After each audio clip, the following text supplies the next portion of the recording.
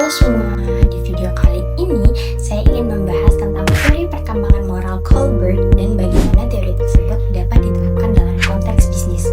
Nah, menurut Kohlberg ada 3 tingkatan perkembangan moral manusia.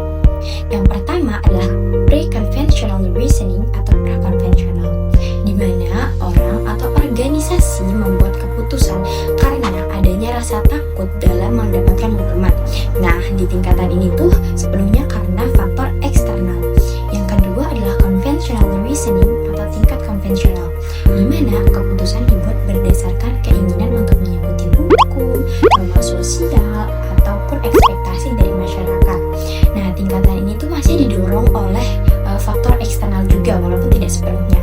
Nah, tingkatan ketiga adalah pasca konvensional, di mana keputusan dibuat berdasarkan prinsip moral universal seperti keadilan, hak asasi manusia, dan kelestarian.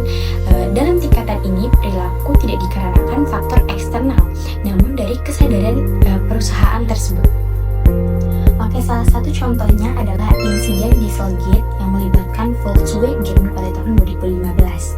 Perusahaan otomotif yang terkemuka asal Jerman ini mengembangkan perangkat lunak yang bertujuan untuk menipu pengujian emisi kendaraan diesel.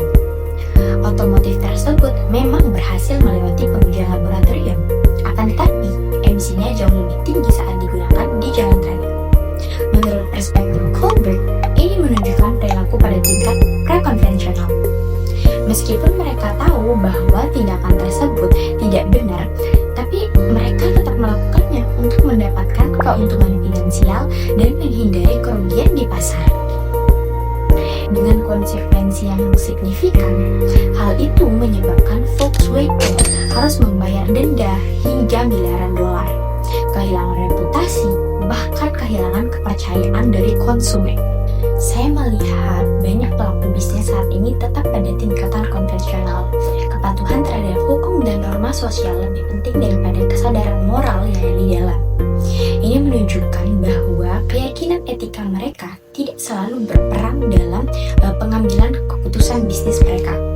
Malah lebih sering dipengaruhi oleh dorongan dari sumber luar atau faktor eksternal. Apakah mungkin bagi manajer dan karyawan untuk beralih ke standar moral pasca konvensional? Ini adalah pertanyaan penting yang muncul. Nah, menurut pendapat saya, hal ini tuh dapat dicapai. Ya, meskipun memerlukan upaya yang besar, perusahaan harus menciptakan budaya organisasi yang menjunjung tinggi kejujuran, keberlanjutan, dan tanggung jawab sosial. Selain itu, diperlukan adanya pemimpin yang dapat menjadi teladan moral, sistem yang memungkinkan akuntabilitas, serta transparansi. Nah, dengan metode ini, keputusan bisnis dibuat bukan hanya untuk mematuhi hukum, tetapi juga untuk mempertahankan nilai moral yang lebih tinggi. Kasus ini menunjukkan bahwa membuat keputusan bisnis yang hanya mementingkan keuntungan jangka pendek tanpa mempertimbangkan nilai moral akan merugikan perusahaan. Nah, di sisi lain, karena mereka takut akan konsekuensi atau tekanan dari masyarakat, banyak bisnis yang lebih konvensional dalam beroperasi. Jadi, kesimpulannya menurut teori Kohlberg adalah banyak pengusaha modern masih berada di tahap konvensional. Namun, kasus Volkswagen Dieselgate menunjukkan bahwa pilihan konvensional yang hanya mementingkan keuntungan dapat mengakibatkan kerugian besar. Apabila perusahaan ingin bisnis mereka itu bertahan lama, mereka harus berani bergerak ke arah pasca konvensional, di mana keputusan dibuat berdasarkan prinsip moral yang berlaku bagi semua orang. Thank you for watching and